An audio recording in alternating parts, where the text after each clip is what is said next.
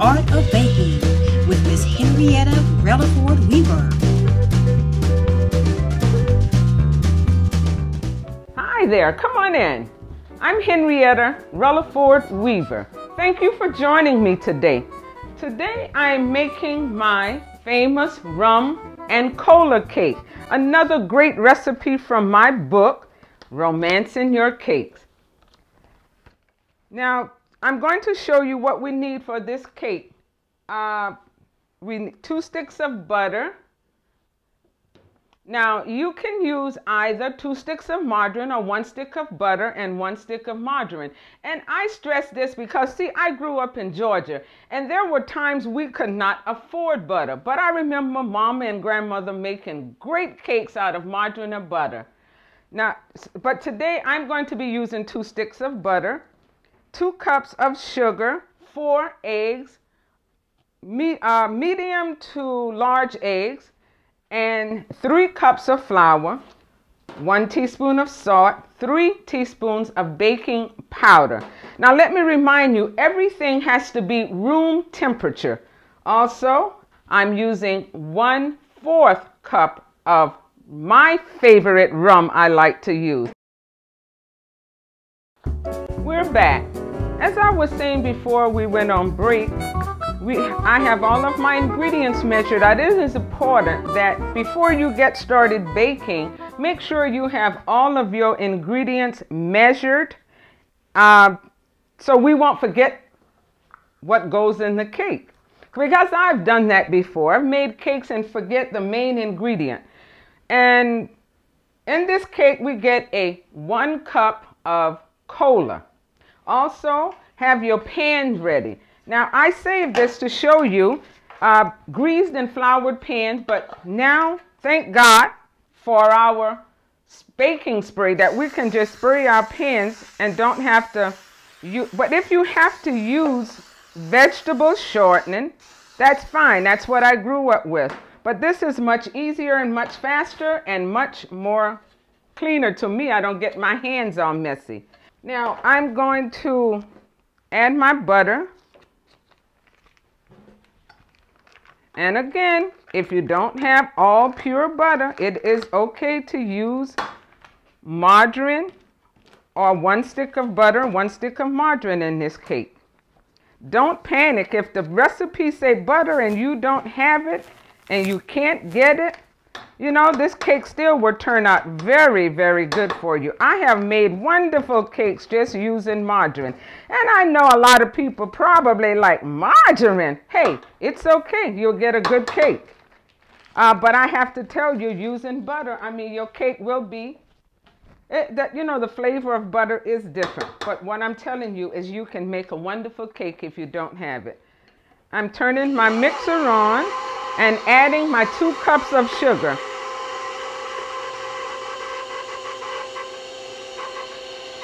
You can just dump all the sugar in. That's what I do. Give it a good mixing until it's nice and creamy. It's looking good.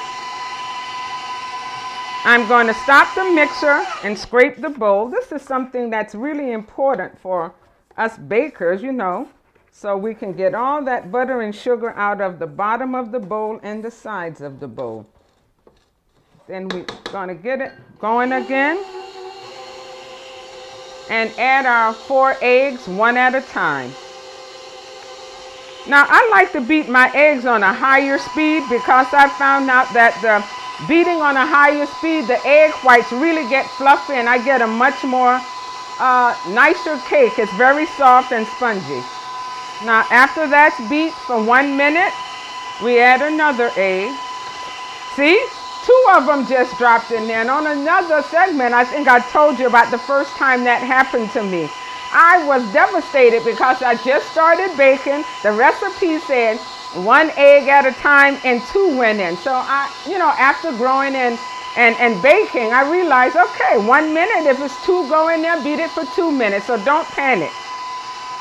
We're beating this for 2 minutes. And it's looking very creamy, the way I like my mixture to look. Now this has beat 2 minutes. We're going to add the last egg in there. and get it all beat. And sometimes when I put that last egg in there, well, I always stop the bowl and scrape it. All through my baking, you know, that's what I was taught. Always scrape your bowl. And sometimes I put it on a higher speed because like I said, I like my egg whites to be nice and fluffy. Now that's my, most of my wet ingredients. And when we get back, we're going to take a quick break right now. And when we get back, I will show you the dry ingredients and the finishing touch to this cake. Okay, we're back. My mixture looks great. I'm adding my flavor, vanilla flavor, 1 teaspoon of vanilla flavor to my batter. Get that all mixing. And in my flour, 3 cups of all-purpose flour. I've added my salt. This is 3 teaspoons of baking powder, not baking soda. We have to always keep that straight because I have, in my younger days of baking, added baking soda to a recipe that called for baking powder. And I tell you, that was the most bitterest flat cake I've ever had. Now we have our 1 cup of cola, which we're going to add with the flour. We're going to gradually add flour, stop, and add cola. Go back to adding flour. As the mixer is mixing, add cola.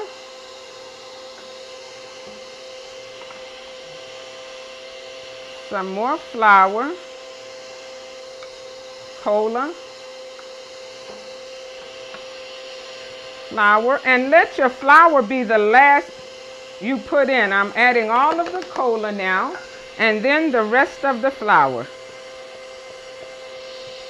Very good. It's looking really great. You know, I can tell when my batter is, you know, good. I can always tell because this batter is nice and smooth.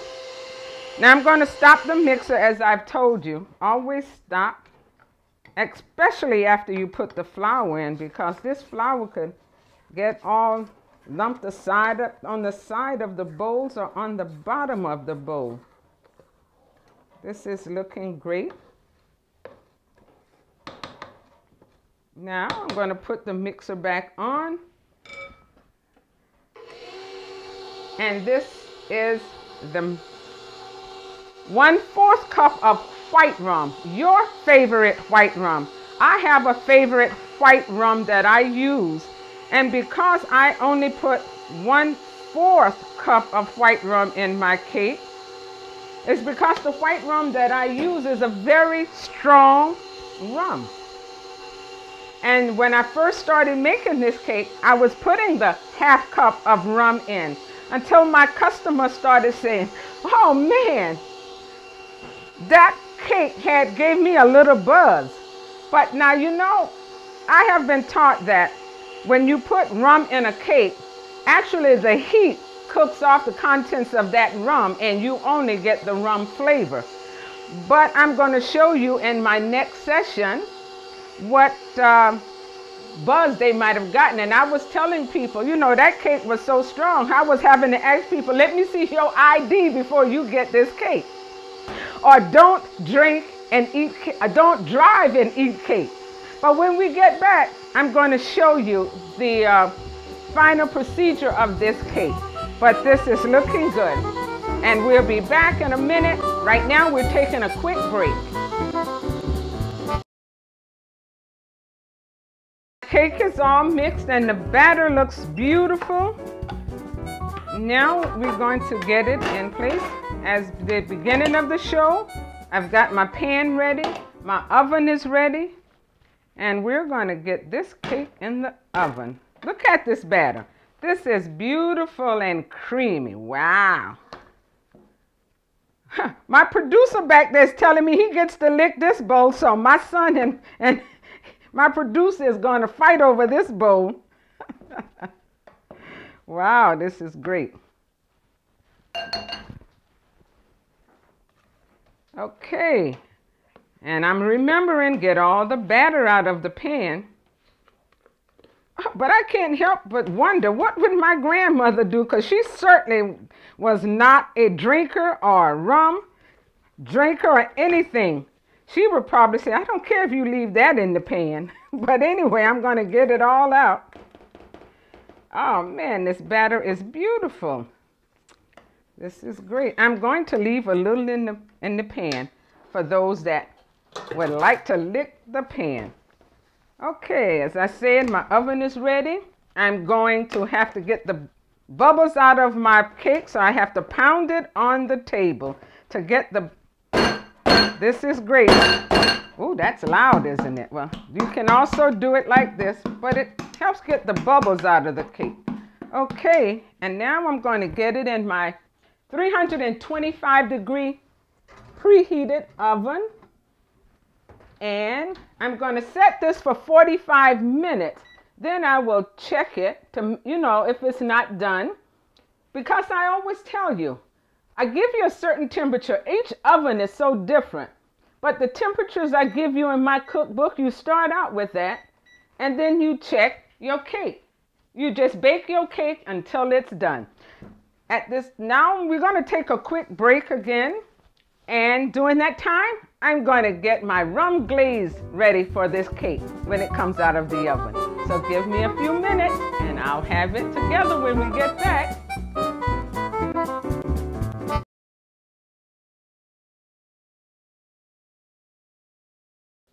And we're back. And my cake came out beautiful. Now, while this cake is sitting for just a few minutes, I'm going to make my rum glaze. In my rum glaze, I have one stick of butter, 1 cup of sugar, and 1/2 cup of cola. We're going to pour this in and get on a medium-low heat. And make sure we stir your glaze as it's cooking. Okay, you see the steam still coming, so this is beautiful. Simply beautiful. This should take about, once it starts boiling, about 2 minutes. But we got to get it, make sure it comes to a complete boil. And make sure you use your favorite rum. Just because someone else say they like da, you don't have to use that. You know what you like. So I suggest using your favorite rum. I want you to look at this. That butter is melting beautiful. It's getting there. It's actually looking like rum and cola. Slowly add your cola because I'm going to look inside the pot and you'll see why I'm saying slowly add. You see the rum. I'm sorry, I said cola, but the cola is in there. Add your rum. Oh boy. Now I want you to take a look at this. Does that not look like rum and cola? I mean, it's like you can pour this in a glass and drink it. Look at that. Now, our glaze is ready to go on the cake. You're just going to take this pot and I'm going to tell you just spoon this glaze all over your cake. The cake is still nice and hot and it's like this cake is just drinking up this. It goes right into the cake. Now, I'm going to show you another way if you can spoon it on. And let me tell you, if you have a plate that has like an edge on it, that's the best plate to use because it catches all that glaze in there. Also, you can do this with a baster. You can just put it on like that. When I spoon it on completely, I like to take my baster and go right into all those little loops there, those ridges from the pan. Wow. This smells so buttery.